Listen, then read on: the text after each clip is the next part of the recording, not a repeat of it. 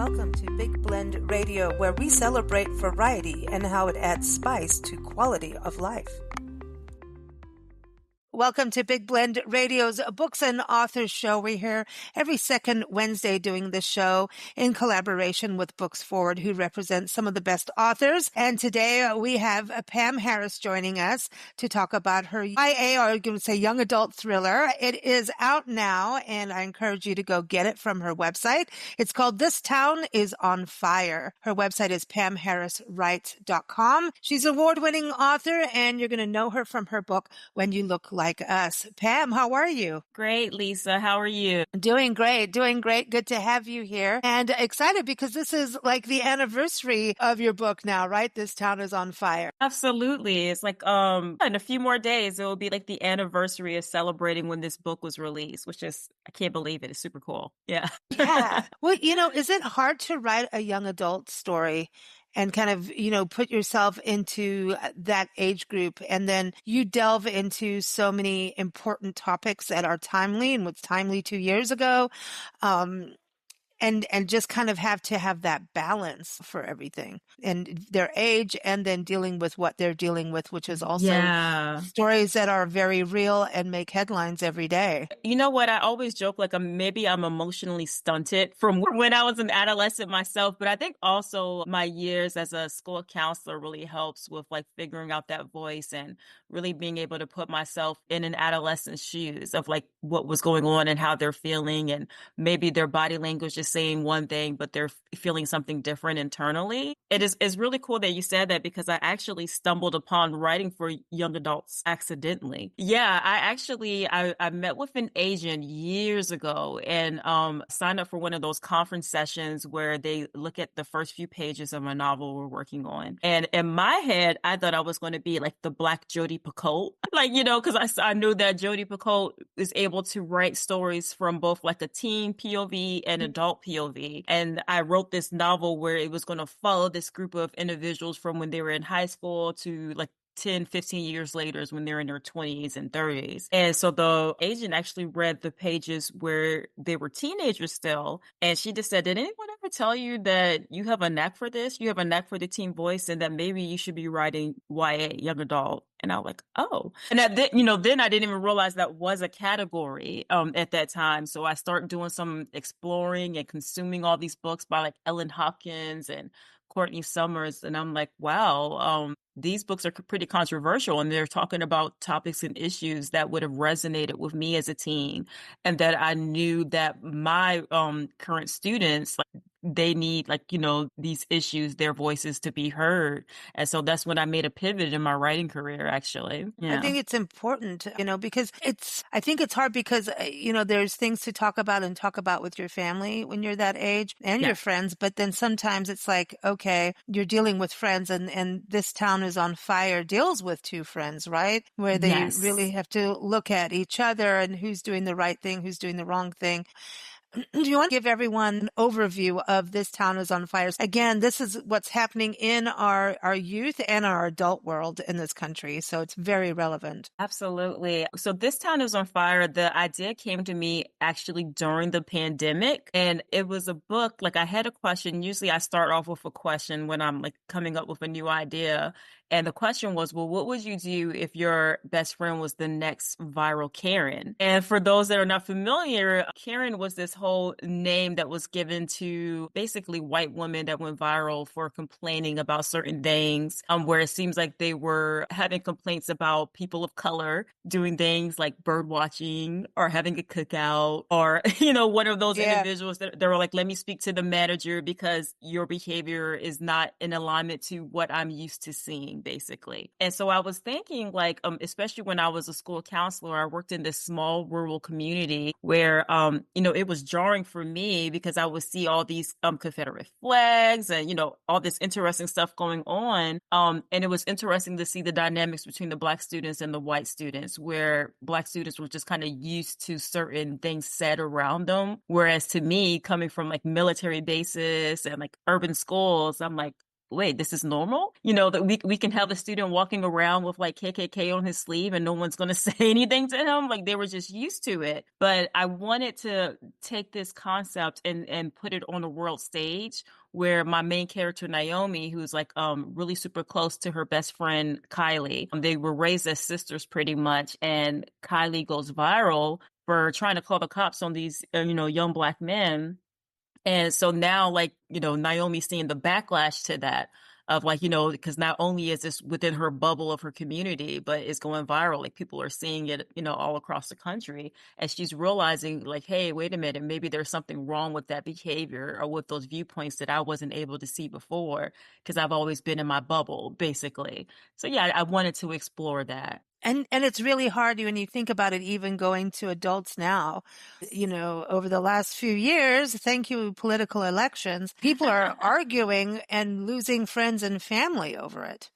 Yeah. And it's hard to look at a friend that way. And I especially at a younger know. age, it's difficult whether you're an adult or not, but at a youth where you're becoming yourself. So this is kind of a coming of age story as well, right? In that you're It having to start is to think about, okay, am I going to stand up where, and that's the thing, even to call the cops like that, that's happening all the time. Look at all that the story in time. Brunswick, Georgia, man, do you know that story? That is just, I What, drive by there no, all I the think I've known this one. A Well, recent there's a one? lot of them, but yeah, Oh, it's been going on a while. It was just some, Black man was running through, he was jogging. He was taking his morning jog. oh, yes, You, I know this. I know this. Yes.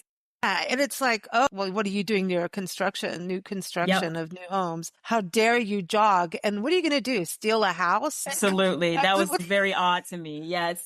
But I don't know, every time I go to Brunswick, so, no offense to Brunswick, okay, I love Georgia, but every time I go there, something very wonky happens, so I'm kind of just stepping aside. I mean it. I've had weird hotel experience. I don't know. I don't know. Something has to be changed there. But this is the interesting thing. Isn't it kind of weird how these issues kind of make you look different at the community in itself? And a Yeah. community has to start like just even a neighborhood itself can change, you know? Absolutely. And that's what I thought was so interesting because I was coming as an outsider looking into this like community that I based the story in. And so I could see things to me that wasn't like, like I think this is a bit concerning, but I had to realize like once you were embedded in that culture, that viewpoint, it had to take a lot for someone to realize like, okay, maybe these things are wrong, or maybe these things aren't in alignment with my actual values and morals, because I'm trying to figure out who I am. Like I had, students that will come into my office, the school counseling office, like some of my white students will tell me some of these like abhorrent things that their parents would say about Black people. And I had to pause one of those times and I had to be like, you do know that I'm Black, right? That, and you're saying all this stuff. And they were like, yeah, but Miss Harris, you're a different kind of Black. They're not Whoa. talking about, they're not talking about you. And I was like, it was just kind of interesting to kind of see them put the pieces together. Like, okay, this is what I was told, but then see that growth of like, oh, well, maybe that's a little bit strange. Maybe I don't agree with some of the things I've been told about certain cultures. So, yeah. Wow, wow. It's like here, all white people do this, all Black people do that, right? Yes, Yes, the exactly. generalizing thing is different. Yeah, it's a touchy thing, you know. We are in such a different time because there's a lot of sensitivities, which it's so good for people to realize them, but then it's like, where's the line? Where should there be a line? Where shouldn't there be a line? So we're in this, I feel like we're going through the evolution of civilization in a weird way. Like, I know this sounds weird, but I feel like we're evolving. And as we evolve and grow towards being a more compassionate world of humanity, right? Of Yeah. humankind, not mankind. See, this is the change. Humankind, right? Humankind. Yep. As we go into humankind, I like the word kind in there. I think it rattles those who've been doing things the old way for so long. And then, Yes. they say pinch that snake behind the head before it strikes. It's a really good blues album, by the way, by Johnny Master and the Mama's Boys. Shout out to them out of New Orleans. But pinch that snake. it's that. And I think the snake comes out. There's a lot of anger and nobody wants to change towards it's being forced to betterment. Does that make sense? Absolutely. No, it does. And It does. yeah, so it riles up this drama, but it's happening within our schools. It is truly happening in our schools. I mean, when I went to high school, I was in the last year of segregation in school. Wow. And this is South Africa. And Mhm. and I went to school in Kenya too. But it wasn't just white on black, right? And we had multiple cultures. We had everything: Indian, Cape Colors, which you would say Malay or Creole over here. But now I don't know if that's politically correct, all right? But that's what they say too. So it's a Yeah. really touchy thing. So we had all these different cultures, but the whites didn't go to the same school either because one side was Dutch and one side was British/English. Wow. And that's what everybody forgets. Now, if you go to a private school, everybody's in it. And if you go to a boarding school, like I didn't do a private boarding school, but everybody, well, yeah, no, it was separated. But if it's private, then you've all got money and apparently you've evolved. But it's interesting. Yeah, because like I think schools are like these little microcosms, I think that's the word I'm thinking of like what's really reflected in the larger world. Because I'm even thinking when I was a school counselor in this same community, I was there when Obama was first elected as president. And so here I am in my own apartment. I was with my cousin. We're calling our parents late at night. Could be, I think it was decided probably close to midnight. And so here we are like crying because we never thought in our lifetime, wow, we see a Black Yeah. president. And so I came from this spot of elation. I drove into the parking lot and you could just sense the air was different when I went to work. And so I'm coming from like, wow, what a joyous occasion. Like I'm even putting politics aside, but just to see something like that happen, like a big cultural change. But some of my colleagues who I even consider my friends, they were just so cold and nasty towards me. And the students sensed that. And so the students were actually nitpicking, angry with each other to the point where I had to do so many mediations. I had to go into different classrooms to kind of allow students just to talk and share their viewpoints because, what the adults were experiencing, it kind of bled over into them and they started kind of like battling each other. And then fast forward, like almost a decade later, I ended up I got my PhD in counseling and I start training future school counselors. And so they were in their internships. And this is when Donald Trump got elected. And so it was the same full circle moment that happening, I'm trying to help them process what's happening with their current students. Whereas it was that same bickering back and forth of like, they were almost emboldened to kind of say certain nasty things to each other because, that's what they were seeing on the political stage, basically. And it was just, trying to wrap your head around like, want these students to become individuals and figure out who they are. But, you're trying to teach them a way to like have differences and respect those differences. But it's hard for them to do that when it's not modeled by the adults in their lives and on the stage. I would definitely say like, even though like I kind of had to go through the same process as not even just an adolescent, but as a young adult, because I would even say that like, even though my parents were very open-minded, there was still a lot of, how could I say it? They had a lot of stereotypical thinking about certain populations. And so in a way, as I grew older, I had to actually become the teacher. Like you can't say Yeah. certain things, you can't say those things. But like, and it's interesting you said the trash thing, because I remember my dad if I was a kid and if he saw me litter, he would make me like go back a block to pick it up. Like, wait a minute, did you like what happened to your candy wrapper? And I'm like, oh, I tossed it aside. Okay, no, go all the way back and pick it up. You don't do that. But then on the same turn, I've heard him say things that were offensive against Yeah. other like, groups and populations. And so I just think that's, so in a way we know what's right and wrong. But again, I think some things that he was learning growing up, it was almost like, oh, this is the norm. This is the language we use to describe such and such. And as I got older, I had to be like, no, Dad, this is wrong. And this is why this is wrong. And my goal was, even when I was writing it, like one thing I hate doing, like I don't want to like teach lessons. So I try to make both characters, or pretty much even all of the characters, like flawed in their own way.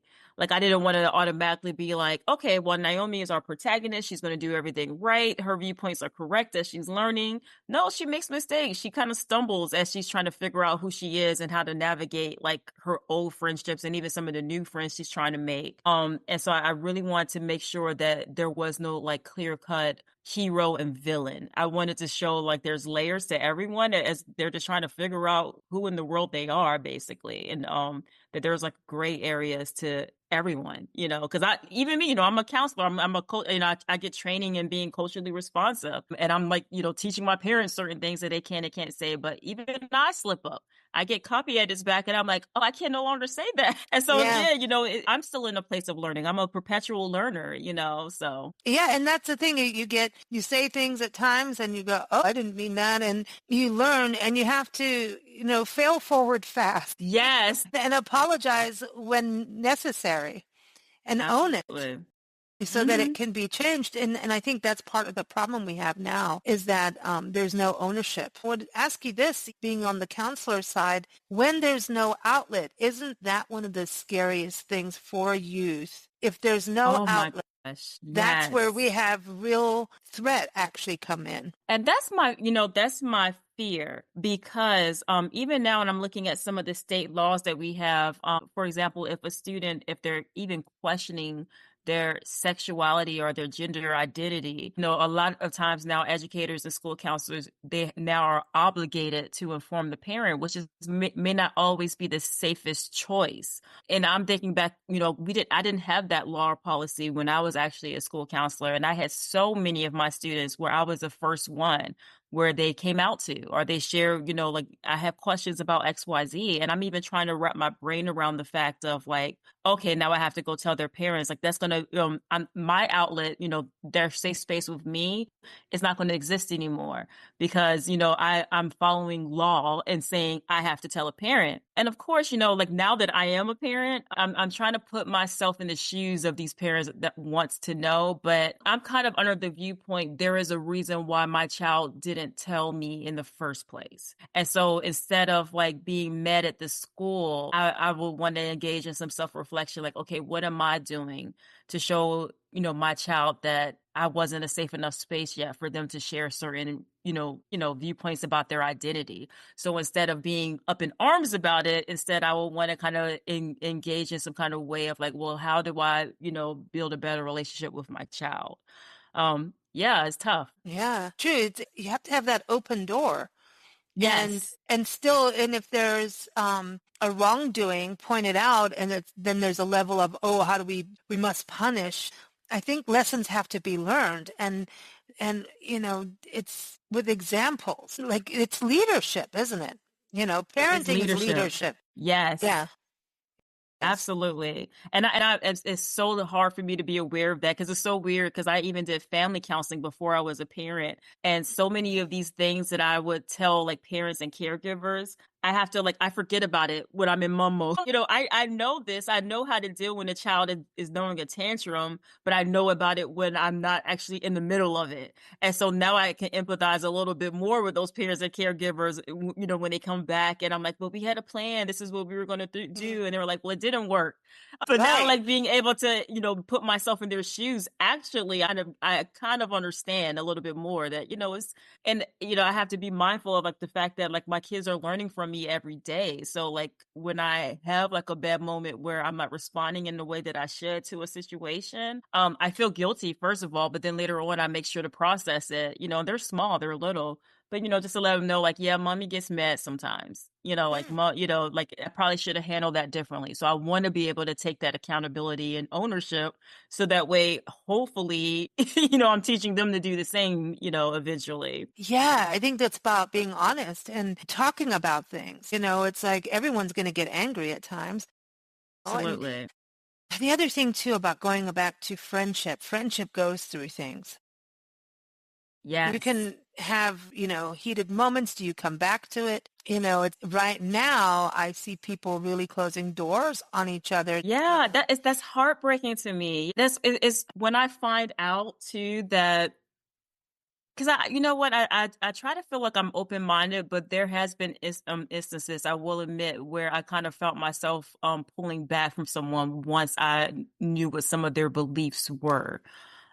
'Cause certain things are deal breakers to me. Imagine all of this, but put it in a, like, a teenager's head when our brains aren't fully formed. Yeah. And so, and that's like, what these characters are going through is like, wait a minute, we could disagree and still be friends? Like, they're Yeah. just, trying to figure that out. Yeah.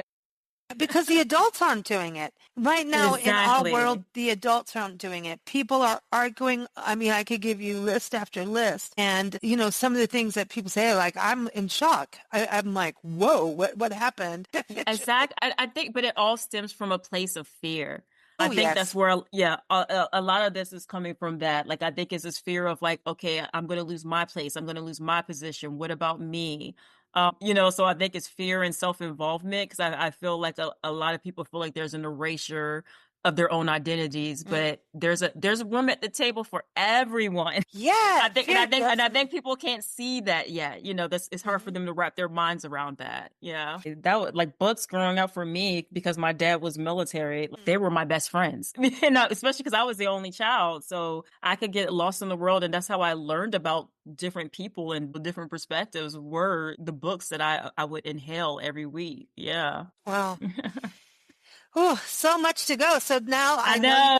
I mean, I love this. I love this. What has the response been, over the last couple years from the book? What has the response been? Yeah, it's definitely been, I will say, one thing that I was fearful of, especially when you write about topics that are kind of considered controversial or even political, which I don't really think it has to be. I got worried that there would be backlash, but thankfully I have not experienced that.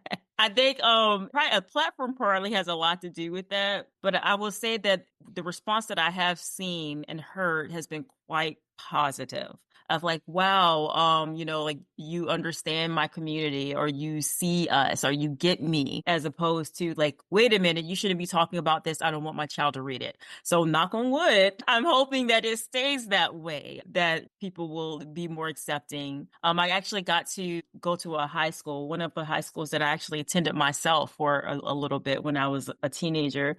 And I got to be the keynote speaker. And it was just so cool to see these high school students come up to me and talk to me about my characters in the book and how they resonate and with certain perspectives. And it's really touching to kind of see like the book in the reader's hands and seeing what parts of the story they connect to. So yeah.